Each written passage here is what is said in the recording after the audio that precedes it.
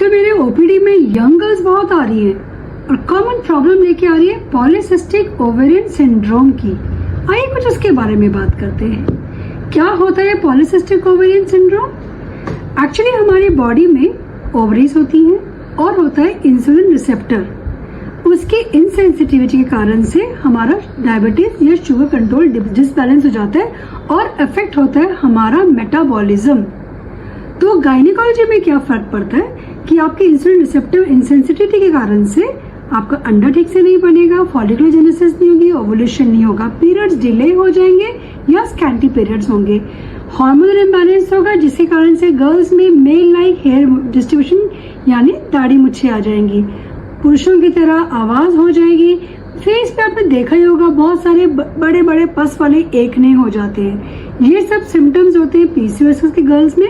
इसके अलावा उनके अंदर इनफर्टिलिटी हो सकती है, ओबेसिटी होती है जो कि बड़ा स्टबन फैट होता है। वो कितना भी कम खाएंगे पर उनका फैट नहीं जाएगा और आगे जाके डायबिटीज होने के चांसेस हो सकते हैं और वर्स्ट के सिनेरियो में एंडोमेट्रियल कैंसर के चांसेस भी बढ़ सकते हैं। तो इस बात का ध्यान रखिए, हल्के में मत लीजिए। इसके सिम्टम्स तो मैंने आपको बता दिए, इसको पकड़ेंगे कैसे? मोस्ट कॉमनली पीसीओएस को हम लोग हिस्ट्री से पकड़ सकते हैं। आपकी बात करने से आपकी हिस्ट्री बताती है कि आपको पीरियड्स इरेगुलर आते हैं, चढ़ के पीरियड्स आते हैं, आपके हार्मोनल इम्बैलेंस, आपकी लुक्स, फेशियल हेयर ग्रोथ, आपकी वेट। आजकल पतले पीसीओएस भी हालांकि हो गए, बट आपकी क्लिनिकल हिस्ट्री और इन्वेस्टिगेशन से हमको पता पड़ सकता है। इन्वेस्टिगेशन में हम कराएंगे कुछ ब्लड टेस्ट जिसमें हम आपके हार्मोनल प्रोफाइल कराएंगे, एफएसएच रेशो करा सकते हैं, इंसुलिन रिसेप्टर सेंसिटिविटी कराते हैं, डीएचई सेंसिटिविटी कराते हैं। इसके अलावा आपको एक अल्ट्रासाउंड भी कराते हैं। अल्ट्रासाउंड में ओवरीज में आपको मल्टीपल छोटे छोटे सिस्ट दिख जाते हैं।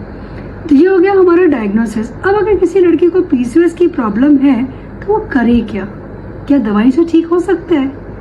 इस बारे में एक कैच है, पीसीओएस का मैक्सिमम ट्रीटमेंट पेशेंट के खुद के हाथ में होता है। उसको करना होगा अपना लाइफस्टाइल को प्रॉपर। लाइफस्टाइल बोले तो डाइट और एक्सरसाइज, इसके अलावा sleep wake cycles, D stressing, बहुत सारे फैक्टर्स इन्वॉल्व होते हैं। डाइट में आपको मुख्य रूप से कार्बोहाइड्रेट्स और फैट को कम करना है, फाइबर्स और प्रोटीन्स को बढ़ाना है, प्लेंटी ऑफ पानी पीजिए, वर्कआउट करिए। जिम नहीं भी जा सकते हैं तो एटलीस्ट आप रनिंग और वॉकिंग तो कर ही सकते हैं। तो make it a regular schedule of running. 5 to 7 kilometre भी अगर आप रन कर लेंगे पर डे, आप देखिए आपका पीसीओएस कितना जल्दी कंट्रोल हो जाएगा। इसके अलावा आपको स्लीप वेक साइकिल करना होगा, टाइम से सोइए, टाइम से उठिए। इससे आपका मेलेटोनिन हार्मोन का इफेक्ट होता है। Plus stress is the biggest determinant. आप अपने आप को डिस्ट्रेस करने के लिए मेडिटेशन कर सकते हैं, कोई जुम्बा क्लासेस ज्वाइन कर सकते हैं, अपनी कोई हॉबी फॉलो कर सकते हैं। क्या कुछ मेडिसिन भी इसमें आती है? जी, मेडिसिन तो ऑफ कोर्स बताऊंगी मैं आपको, डॉक्टर हूँ आखिर। मेडिसिन में हम उनको हार्मोनल पिल्स देते हैं जिससे उनकी साइकिल्स रेगुलर हो जाती है और उनका वेट लॉस में भी फायदा होता है। मेटाबॉलिज्म इंड्यूस करने की मेडिसिन देते हैं। कई बार मैं पेशेंट्स को दवा देती हूँ तो कहते हैं मैडम ये तो शुगर की दवा है। नहीं, जब हम लोग मेटफॉर्मिन नाम की दवा देते हैं वो शुगर में भी काम आती है, लेकिन वो पीसीओएस के मेटाबॉलिज्म को इंड्यूस करती है। तो कभी भी इसमें भ्रमित मत हो। इसके अलावा अगर आप पीसीओएस के साथ साथ फर्टिलिटी के भी प्रॉब्लम झेल रहे हैं, यानी कि बच्चा नहीं लग रहा है, तो हम लोग आपको लाइफस्टाइल मॉडिफिकेशंस कराएंगे, डाइट कराएंगे। उसके बाद हम देंगे आपको ओवुलेशन इंडक्शन की दवाई, यानी कि अंडा बनने की दवाई, जिससे आपका अंडा प्रॉपरली बन सके। और उसको हम लोग मॉनिटर करते हैं फॉलिकल मॉनिटरिंग के द्वारा। और जब सही समय होता है ओवुलेशन का, तब हम या तो आईयूआई करते हैं या नेचुरल इंटरकोर्स में छोड़ देते हैं। ऐसे भी कई पेशेंट्स बहुत आराम से कंसीव कर जाते हैं। तो कंसेप्शन या फर्टिलिटी भी एक प्रॉब्लम है पीसीओएस में, पर वो नाइलाज नहीं है।